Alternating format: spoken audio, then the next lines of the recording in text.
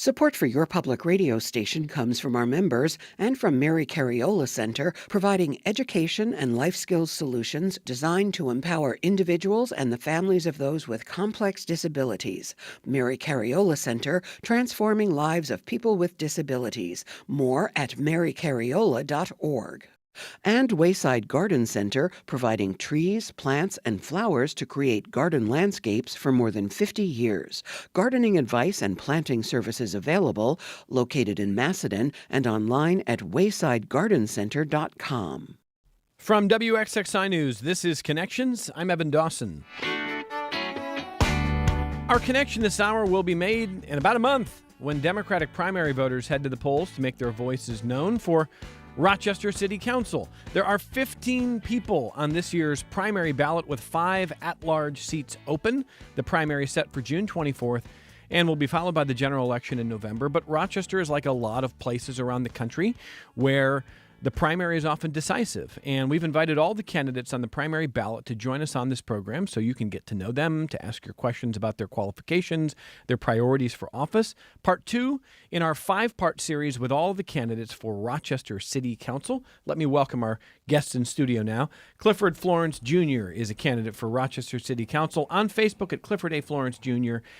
Clifford, welcome. Thank you for being with us. Thank you so much. Also with us across the table from Clifford is LaShonda Leslie Smith, who is a candidate for Rochester City Council, LaShondaLeslieSmith.com. Welcome back to the program. Thank you so much for having me. And Josie McClary is a candidate for Rochester City Council, McClaryForRochester.com. Thank you for being here as well. So glad to be here. We're going to ask all three of you what we ask all of the candidates for office to do, which is introduce yourself to listeners. Who are you? Why are you running? Why is this a seat that you want right now? And a little bit about your experience, and I'll go around the table, and I'll start with Clifford. Go ahead, Clifford.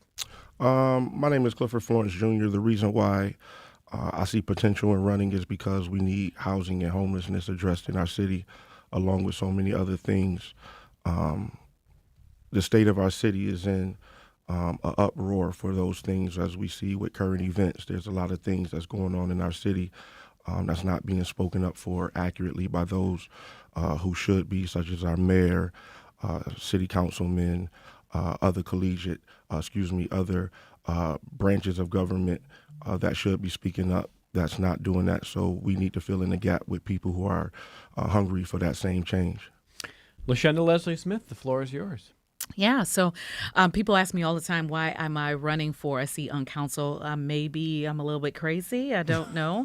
But I am a licensed and clinically trained social worker. I have a doctorate in social work. I have been working in neighborhood development, neighborhood revitalization for nearly the last decade.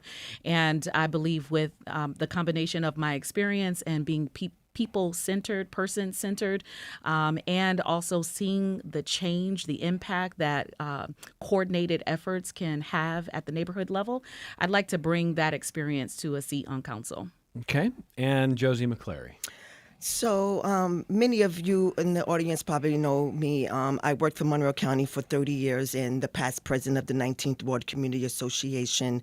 And I've, just touched many communities and worked in various initiatives with the community as Rochester Food Policy Council, as the Rochester Access Pharmacy Coalition. So I know the strength between the city and county and what they can bring. And with my experience with community and working with local government, I feel that I can definitely bridge that gap to help those two entities, the city and the county, to continue to help work together to bring the resources to the community. Let me ask all of you what you think that your own life or work experience has done to help you prepare for this kind of work on city council that is often hard and thankless and long hours. And I'll go back around the table. And Josie, I'll start with you. So what in your work experience has helped you with this? So 25 years I've worked in Monroe County Clerk's office, and in that I serve the community in various capacities, whether it's, them coming into the clerk office to file their paperwork or to seek out information. I have always been community engaged. And again, as I mentioned, I past president of the 19th Ward Community Association, a community-led organization. I have the experience that know how to connect and bring the community voice to the table. Okay. LaShonda? Yeah, like Josie, I think this is really about being able to make connections. I'm the executive director of Connected Communities. I've been doing that for nearly a decade. A big part of our work at Connected Communities is being a convener, a coordinator, a resource finder, getting the right people around the right tables and having the right kinds of conversations. There's a lot that we have done at Connected Communities to drive development at the ground level with residents really leading that change. And so it is my hope, because I've had the experience of sitting at City Council many, many times, at zoning meetings, at City Planning Commission meetings, working directly with our local municipality, but from a very different lens, not from a political lens, but from a people-centered lens. I want to be able to help bring that to a seat in council that's now responsible for creating legislation. And I do think that it is important to have a team of folks that are on council that can work collaboratively. I've been able to be in the rooms at some of the most contentious, most difficult to come to consensus spaces and get people to agree. Most of the time we want the same things. We just disagree about the journey to get there. And I think that I could bring some unity that's necessary to council. All right. And Clifford? There's no better example than what my grandfather laid out to me.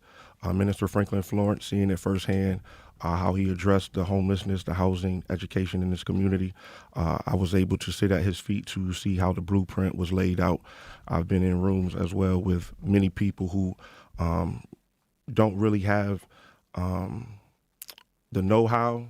They want to have the ability, but they really don't know how to go about that. So it's very important to have dynamic people around the table or who are ready to be courageous and take on those matters and don't mind challenging the people who might be in the way of doing that. And so in that regard, I want to ask a question that is not meant to be intentionally provocative or to spark an argument. I want to ask all of you, though, I mean, you're running for council. My guess is people don't run for office unless they see possible improvement or maybe things not getting done or not getting solved that you think that maybe you can do better. So, Clifford, I'll start with you. And when you look at the way council is working right now, why was this a place where you thought, I'm seeing something missing here and I feel like I can bring something that they don't have? You see division. If you look at things in the math term, you see division. I'm all about bringing addition. I'm all about seeing an opportunity to bring your niche that's just very simple to the table. People either want to do it or they don't want to do it. And with that comes division, because you have people who feel like they're obligated to certain individuals, and that affects other people. And when you don't have people sitting at that common table with the common idea to move things, that's where you're going to have the friction at the table. How do you pull people together when some of the divisions feel so entrenched and divides are so wide? The key thing that you first do is listen, because people will tell a lot to you. And once you all get all the ideas on the table, it's like a sifter. Once you sift everything to see what works and doesn't work, people can't have egos. People can't get upset. These are little kid things that we learn as children, but grown people do it to this day. They get upset, they throw grown tantrums, and it affects the community, and people are hurting for that. And when you have people like myself that's ready to get engaged right from day one, you'll see things change. LaShonda, how do you feel about this current moment and maybe seeing something that wasn't quite to your liking? You said you've been in a lot of council meetings, you've seen that those contentious ones. Why now, and what do you see maybe missing that you want to fill? Well, a part of the reason why I decided, and by the way, I have been asked to run for some sort of political office for as long as I can remember. And I always thought to myself, no, my work is here on the ground. I belong here with the people. But recently I was, maybe last year, I think it was around November, I was in a meeting where I heard people who are in leadership saying the same things over and over again that really made me want to turn over the tables. And I'm usually pretty calm. I'm no shrinking violet, but it frustrated me to the point where I thought, okay, perhaps I can continue to be on the ground, continue leading the work of Connected Communities, but also in a position to help move legislation. I do think that City Council has two main responsibilities, to work collaboratively together to move forward good legislation that impacts the people of the city of Rochester. And it's also their responsibility to hold our local municipality accountable as well. You can't do that when you are self-motivated by an agenda that doesn't really impact everybody. And that's not to say anything against anybody who's there. People also ask me all the time, who am I running against? I believe I'm in a race all by myself. And that's because I want to do this work for purposes that are bigger than me. It's not about my own internal motivations. I feel like there is purpose behind all of the things that I've had the opportunity to experience, all the work that I've had the opportunity to lead here. I'm a native Rochesterian and have been working for decades in this community. And I just want to bring a new lens, a fresh vision to City Council and work collaboratively with the folks who are there and the folks who are coming in. When you say that you're usually pretty even keel, not a shrinking violet, but pretty even keel, but when you get to the point where you want to just get up and turn a table over, my job's to ask you if you want to elaborate on what that was about. I've said too much, Evan. Well, I mean, I'm not going to get into the specific details. It wasn't even anything related to council. It's just us in general. I grew up in the inner city of Rochester in poverty, and many people in my own family are still in poverty. And although I see a lot of great changes that are happening in our city, and to Josie's earlier point, I see a lot of opportunity for the county and the city to work together as well. I just want to bring my personal experience to the table. We need not just legislators, not just career politicians in these seats. We need people with lived experiences and folks who are even-tempered and emotionally mature to be able to sit in these seats and work collaboratively with whoever comes to the table. All right, Josie, how do you see this issue? So I truly believe that first and foremost, the voice of the people is what needs to come to the table.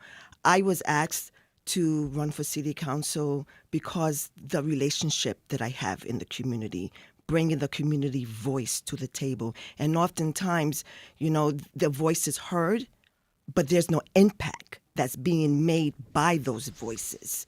So I seen firsthand how I organized when Ryan Grantham Jr. was hit and killed on Thurston Road, and how I was able to rally and organize the community and to pursue common safety measures on Thurston Road, and now we have rapid beacon lights and a crosswalk. So I seen the power of the voice of the people, and I am the one that can carry that. And again, 30 years with Monroe County, I've been around long enough to see and to know that the community voice and oftentimes get lost, but I'm here to bring it to the table.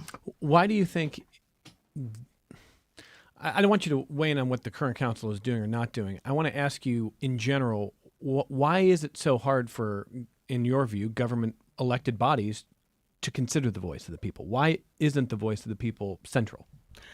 To me, that's a multifaceted answer to that question. So one is that, again, the egos, the pride. I think we forget once we get to the seat why we are there and who brought us there, right? That's number one. Number two is that when our own personal agendas are brought to the table, we lose focus. We lose focus on the power of community, and we have to bring that unity of community back to the table. And again, this is not just about city council. This is also saying to the community is that your voice have to be heard. It's not an if, it has to be heard. And so we need folks to stand up and come and be willing to have those tough conversations. But at the same time, to be able to really listen and to be able to work through those challenges, whatever they are. Because I feel right now we allow the circumstances to shape us. It is about time we shape the circumstances. You're hearing Josie McCleary, LaShonda Leslie Smith, Clifford Florence Jr., 3 candidates for Rochester City Council, 15 total candidates for 5 at-large seats on the primary ballot. June 24th is primary election day, but early voting in Monroe County starts on June 14th and runs through June 22nd. And you can find more information at the Monroe County Board of Election site if you want to vote early. We're bringing all the candidates to you in a series of conversations with the candidates for City Council. So let's talk about some of the issues that I'll start with one that put Rochester right in the national news conversation recently. You have the head of ICE, Tom Homan, comes to Rochester as a guest of the Locust Club. He is here because he says he wants to praise police who work with federal officers on detention and possible deportation efforts. And the ICE is suing the city of Rochester, trying to strip it of sanctuary city status, saying that Rochester doesn't have leadership that respects law enforcement. So let me start with this, and we'll go around the table again. Josie, would you have met with Tom Homan when he was here? And do you think the city has responded appropriately on the issue of immigration, undocumented immigration, detention, working with police and federal agents, et cetera? So I would have loved to have met him, and actually I was there at the rally. That was right there on Lexington. 2 is I believe the city of Rochester is a sanctuary city and should remain a sanctuary city. I think people forget that this United States of America was built on the back of immigrants. So there's talk of a lawsuit, but I have not seen anything filed. I'm not even sure. But at the end of the day, I think the mayor had, I believe, and I'm going to say in my perspective, responded correctly. Okay. And if you are elected to council, will you support new legislation? I mean, there's talk of legislation in council now that would ostensibly strengthen sanctuary city status. There's debate about whether it's legal. The city attorney has said it's not, but those on council who want to see this legislation say they believe it is. Would you support? Are you aware of that? Would you support it? Absolutely. So I believe the city of Rochester became a sanctuary city in 1987, and that's a long time ago, right? And so I believe that legislation needs to be looked at again, and it needs to be strengthened. Absolutely. Okay. LaShonda Leslie Smith, same question for you. Yeah, similar. I wouldn't meet with anybody. As I already articulated, I think a big part of our responsibility as elected officials is to hear any group out.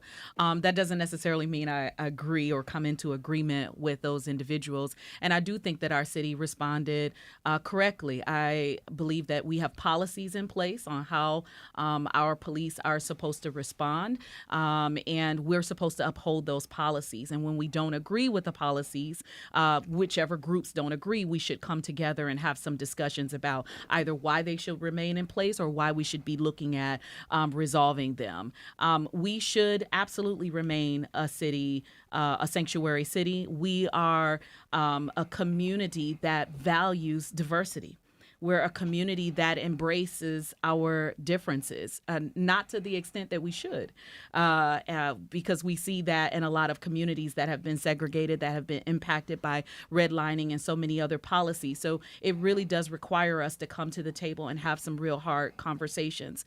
Outside of Africans who were brought to this country against their will and enslaved, we are a country full of immigrants, as it was already stated. And so for us not to protect that value is really counter who we are as Americans. And so, it's unfortunate what is happening with ICE. It's unfortunate what's happening with our federal government. And I stand with our mayor and I stand with our city in reinforcing the policies that we've put in place. If we are going to bow to the federal government at this point, my God, what will we allow to happen to us as a community? And for those who feel like it doesn't affect them right now, just wait. This kind of thing impacts all of us, and we all should be outraged. Clifford Florence Jr.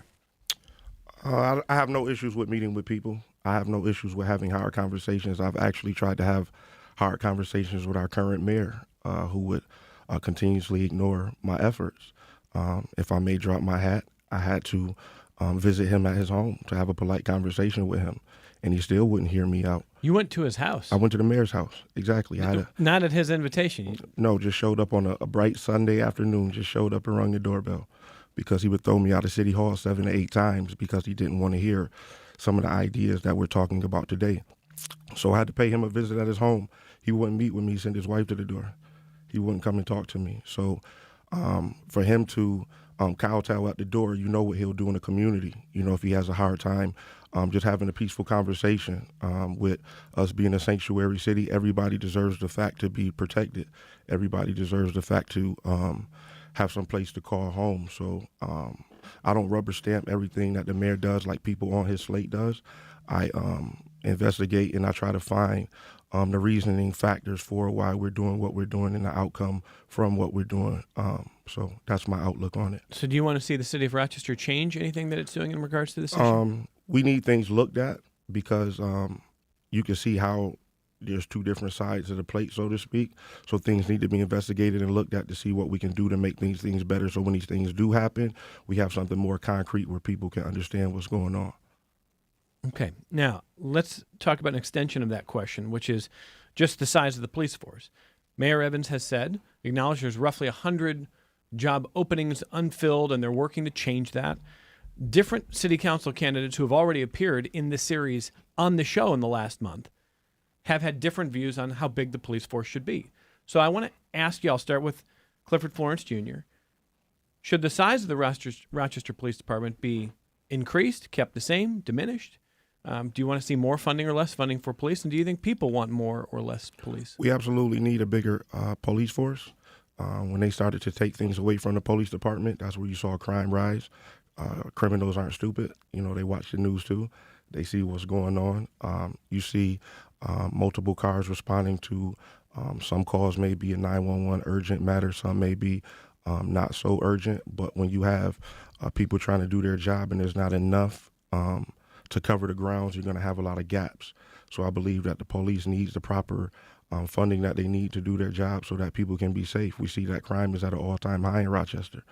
People getting shot every day, cars getting stolen every day. I think crime has come down a bit since the pandemic from what I've seen, depending on what some of the... Not the Rochester I live in. Okay. You know, this past Sunday, a young lady was just shot multiple times over on Hudson Avenue. So violence isn't down. I'm not sure, no disrespect to what it is that you know and or see. Just the Rochester I live in, I just see violence every day. Too much violence? Too much. Okay. So you want to see more police hired? Correct. Okay. Would you make any changes? Do you think the relationship police have with the community is sound? Does it need to change? We need to change because we need to have more of an interaction with them, so they're familiar. Because I've had multiple experiences with the police that aren't good because we don't really know who's who and what's what because of the familiarity and dressing, cars that we drive, music that we listen to. Sometimes the places that we live in, you kind of group everybody together. But just like you can't say that all police are bad, you can't say that everybody in the community is bad. That's where we just have to just bridge the gap just so that everybody's familiar with everybody. LaShonda Leslie Smith, what should be done about police in Rochester?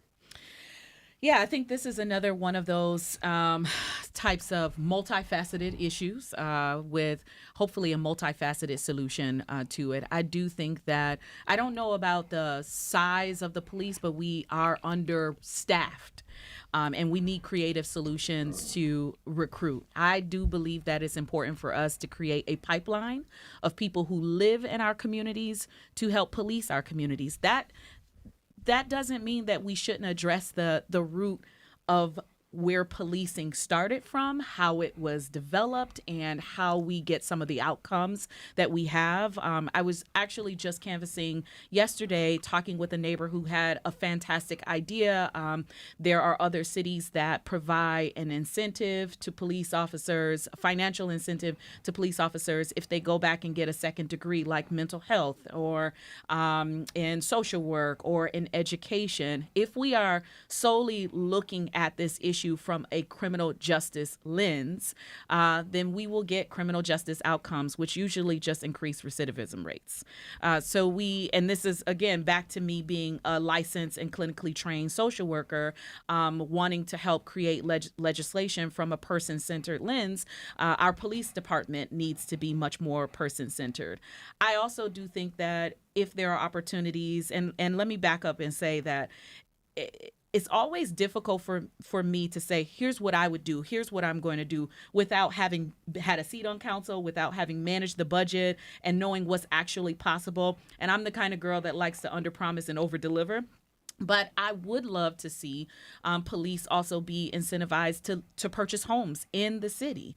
If I know who lives up the street, around the corner, and in the communities, as Clifford already articulated, I'm probably less likely to put you in the back of my patrol car, but I'm going to go up the street to your grandma's house and have a conversation with her. So you're saying too many police live outside the city? Too many of our service providers across the board live outside of our city. Too many people who are servicing our community. This is why our dollars are not cycling in our communities, because they leave at the close of the workday. And I'd like to see us utilize neighborhoods, communities as economic ecosystems for breaking that cycle of intergenerational poverty. If I'm living next door to a police officer, to a firefighter, to an EMT, not only do I see that as a possibility for me as a young, struggling young person, but my community is not just plagued with other people who are struggling like myself.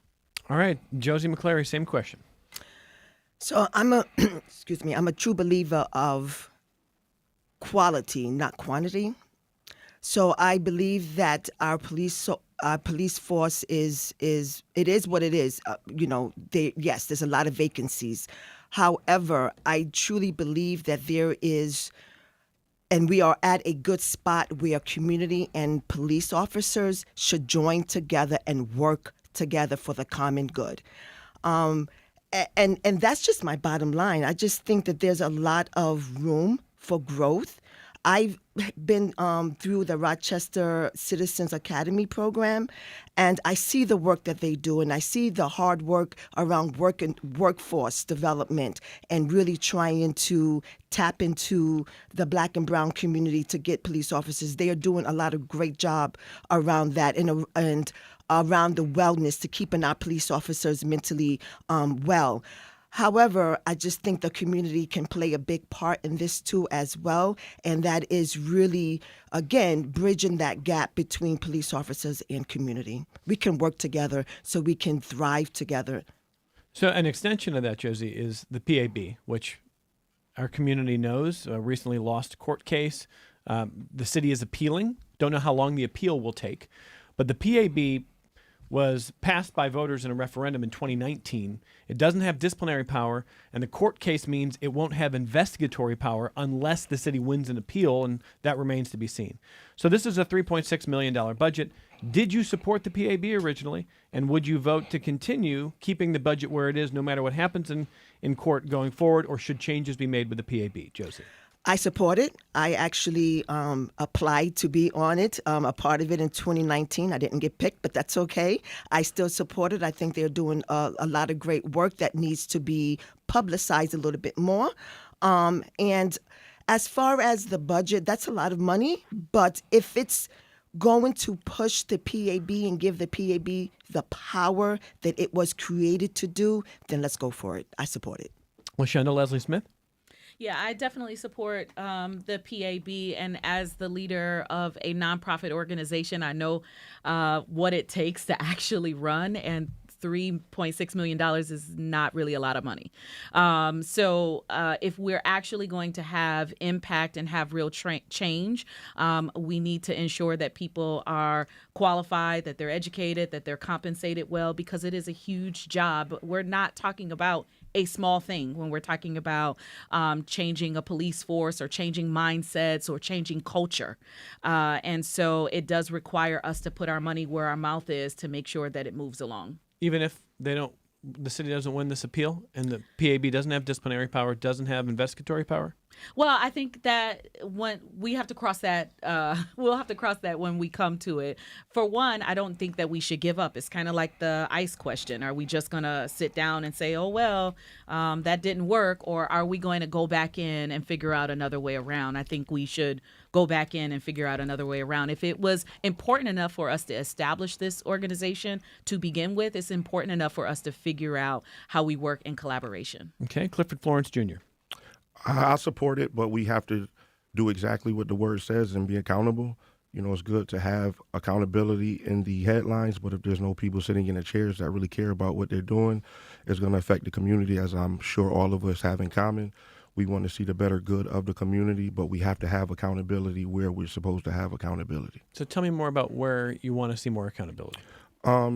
Just being transparent, transparent, letting people know where we stand when things come up. You know, how we're spending money, what do we look like when the money is spent, what will we have over to have somewhat of an insurance policy, if A and B doesn't work, what does C look like, what does D look like? You know, there's 26 letters in the alphabet for a reason. So if we can explore all letters, so to speak, I believe that we'll be in a good place. Okay. Did you support the PAB when it was first proposed?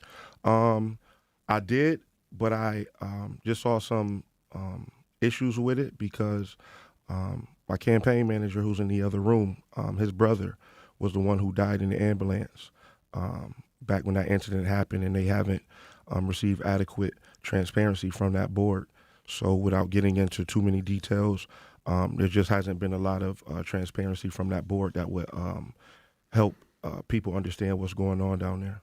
After we take our only break of the hour, we're going to be talking about issues related to housing, homelessness, economic development, and more with three candidates for Rochester City Council: Clifford Florence Jr., LaShonda Leslie Smith, Josie McClary, 3 of the 15 running for Rochester City Council in next month's primary election, which is on June 24th. Early voting starts on June 14th. We'll come right back with the candidates next. Coming up in our second hour, my guest is the author Lyanda Lynn Haupt, whose book is called Rooted: Life at the Crossroads of Science, Nature, and Spirit. She is challenging people to really get out and experience nature, not just on a short walk or a walk around the neighborhood, but to really immerse in it, to bathe in nature, to walk barefoot in the woods, and more. And she'll explain why it matters next hour.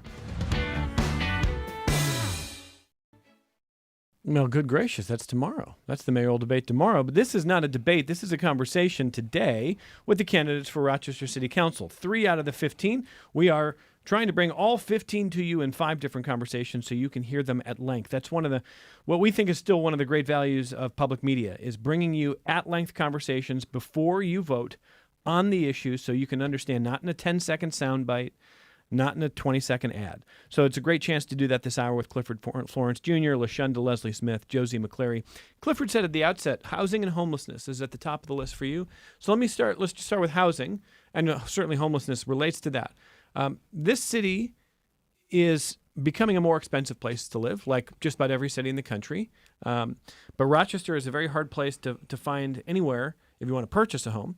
If you cannot purchase a home, it can be a very difficult place to find anywhere for rent.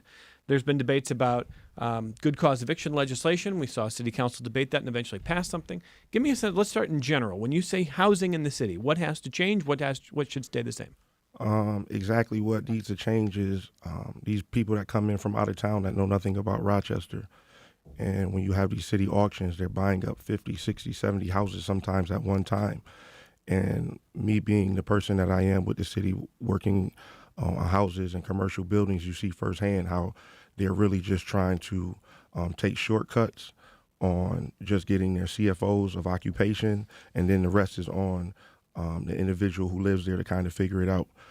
So if that's not addressed and changed from the higher ups on down, we'll never get Rochester housing, homelessness corrected. We'll never get those things changed because we're just letting anybody come in and just frivolously do what it is that they want to do with no checks and balances. So there's outside of the city, sometimes outside of the state, corporations, individuals buying houses. Correct. And then just trying to profit off them, do what with it?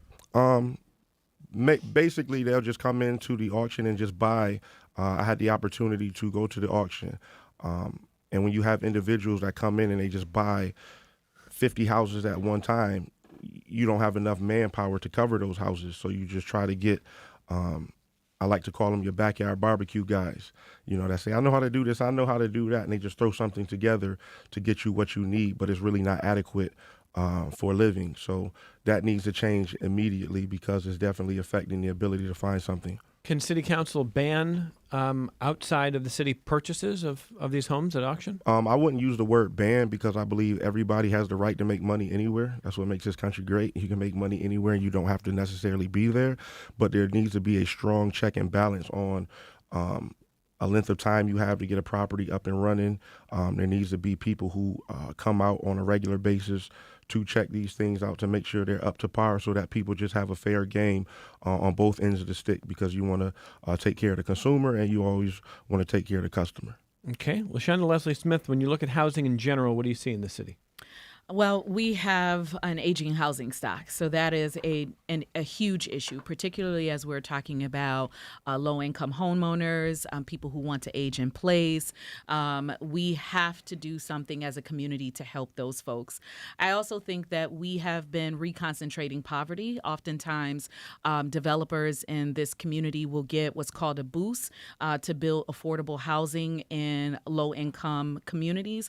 And on the one hand, that's great because we need affordable housing in low-income communities. On the other hand, it just reconcentrates and continues to segregate people because now I can only live there, but also everybody else in this housing community, this large complex, is experiencing the same sort of issues that I might be having, and there's no feeling of getting out.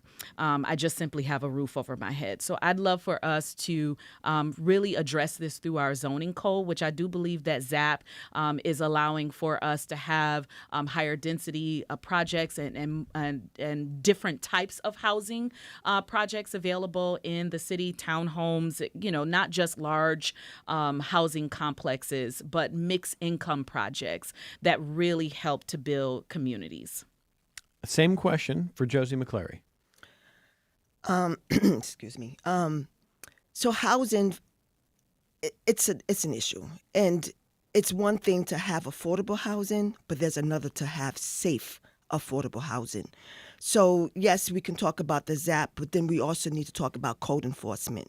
So what we see now is individuals are paying high rent for houses or for homes that are not passing code enforcement.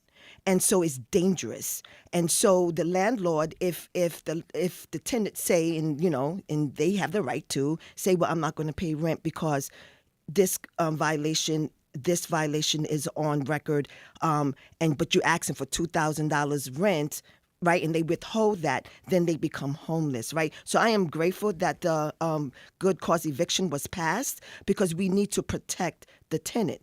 But two is just like my brother Clifford Florence mentioned, is that we also need to cap off and stop allowing the outsiders to come in, buy up the property that has no relationship with the community, and then they flip, sell, and it's just a vicious cycle. And the ones that are in poverty or need the housing are the ones that are left out. How do you stop them?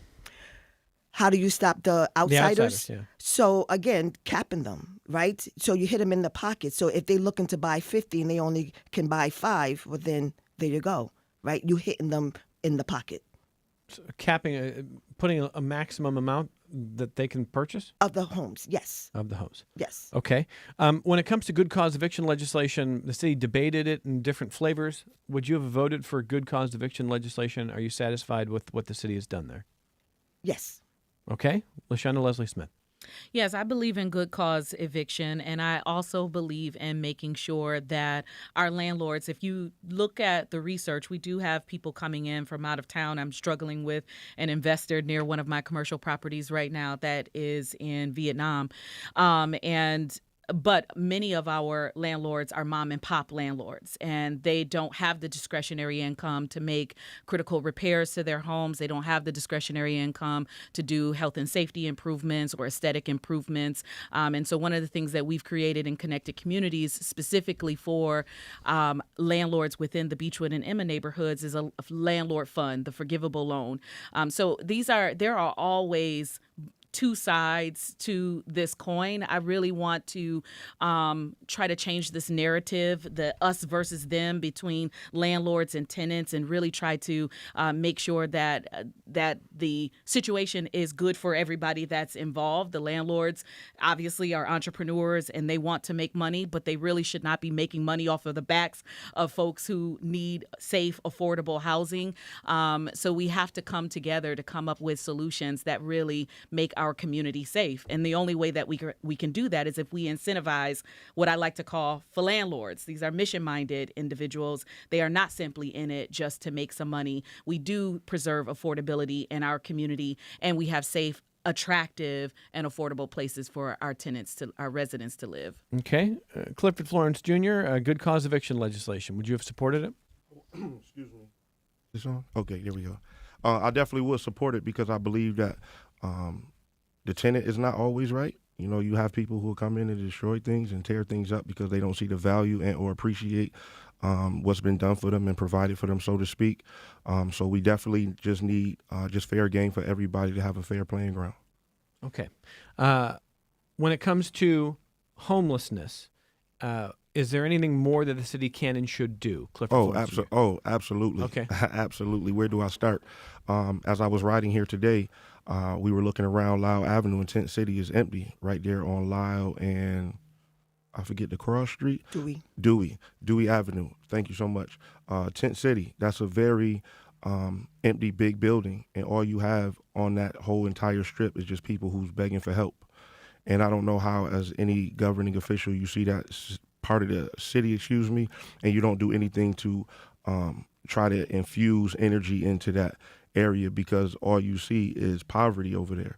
So if we can get these zombie buildings, which is a plan of mine to do, if we can get these zombie buildings up and running, and what I call zombie buildings are just buildings that's not occupied, if we can get these up and running with programs in there to get people on their feet, because when you give people guidelines and expectations, they're going to fulfill them. Because honestly, if you ask somebody that's on drugs, that's a drunk, that's homeless, they don't want to be in that condition. Of course, they know something is wrong, but they just want something adequate to help them kind of see the light at the end of the tunnel.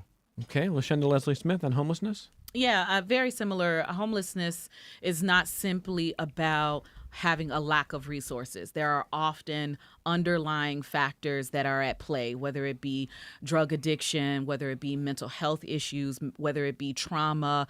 We have veterans who are experiencing homelessness. And so we have to, as I've been saying over and over, have a multifaceted solution to a multifaceted issue. So yes, we need more places where people who, because there are members of the homeless community that do not desire to live indoors. And we need safe places for them not only to reside, to live, to have a personal space, but we need to infuse that with the support, the counseling, the extended services that are necessary for them to live safely. I've seen many plans and many programs where we just put people in a space or in a place and they're not serviced well. They're not qualified service providers to really address the root causes of homelessness, and those just turn into more unsafe spaces. And so I definitely do think that we need to create lines of funding that addresses that multifaceted issue. Okay, Josie?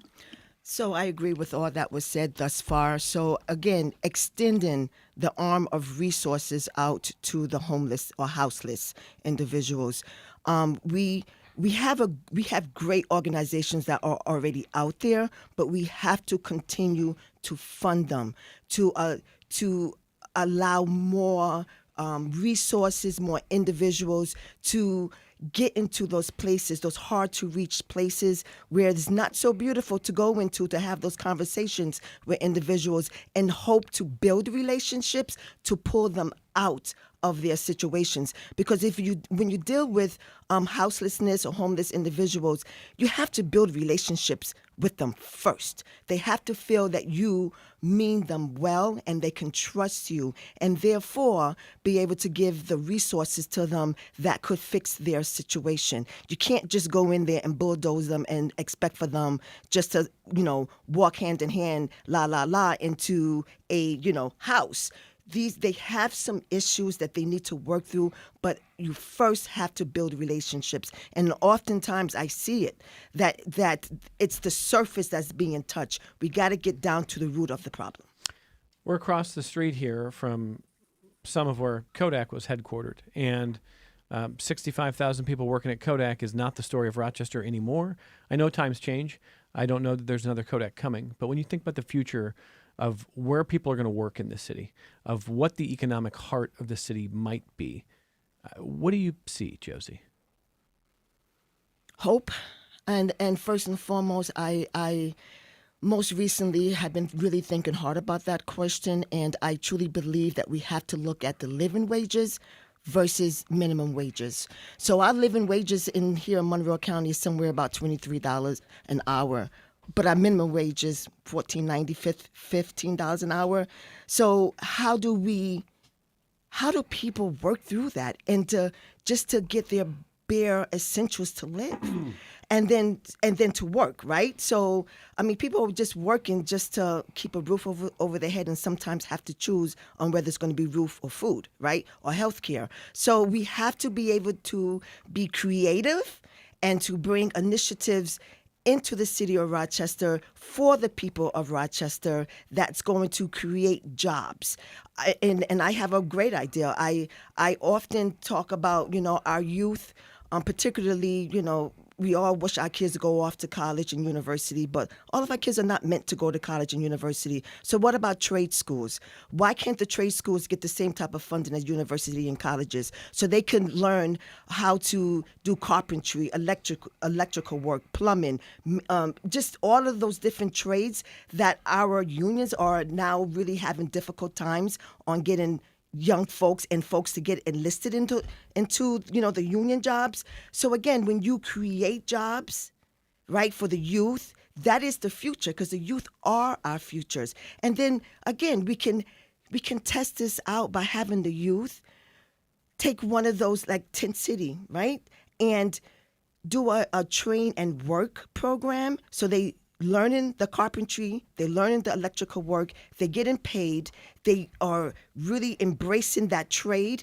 The unions could now enlist them, and then they can go on to bigger and better jobs. So you'll take care of a housing, you take care of work, you'll be able to, again, now from the bottom up, create a future of hope and pride.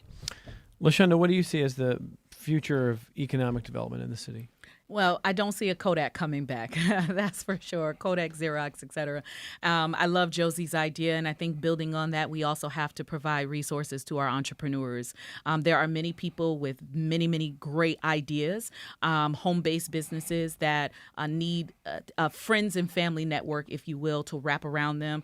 That's work that we're doing at Connected Communities in the Beechwood and Emma neighborhoods, raising up entrepreneurs who maybe have been baking cookies in their home, or, the young lady down the street that's selling juleps, whatever the idea is, bringing them into our commercial facilities, making sure that they have access to the resources. They're building their business acumen. We're breaking down these barriers and giving access to capital.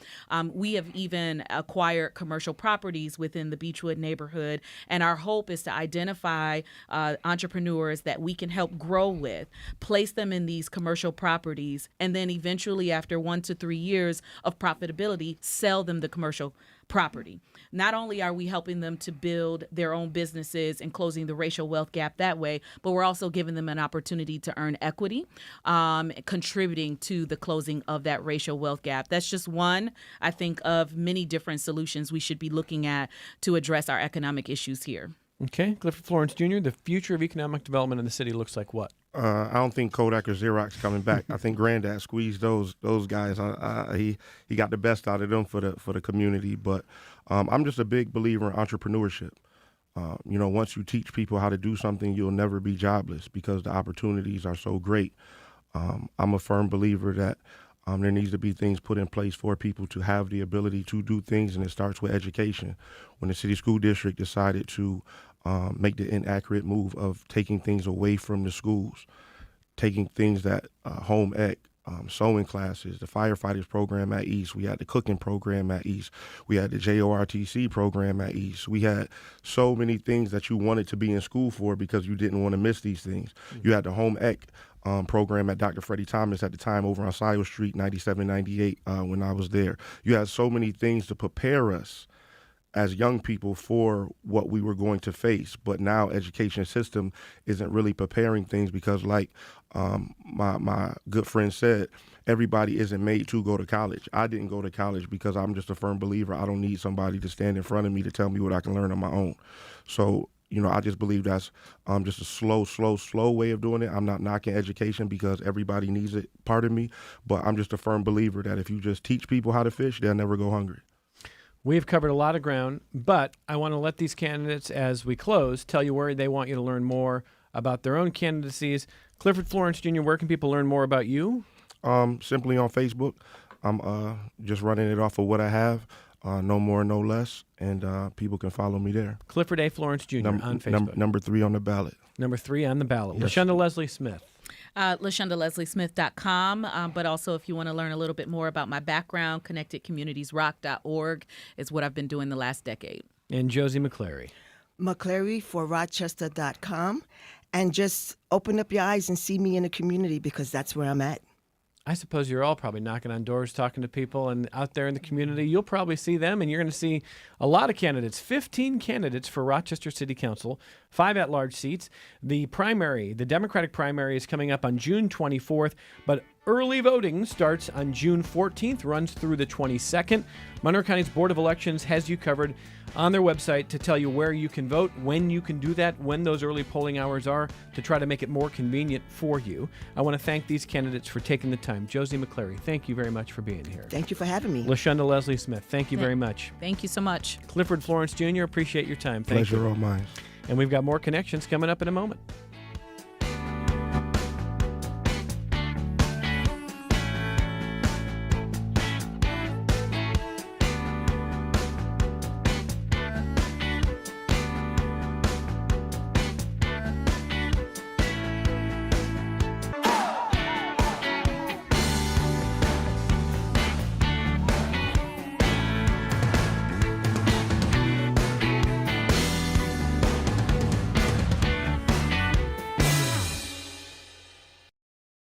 This program is a production of WXXI Public Radio.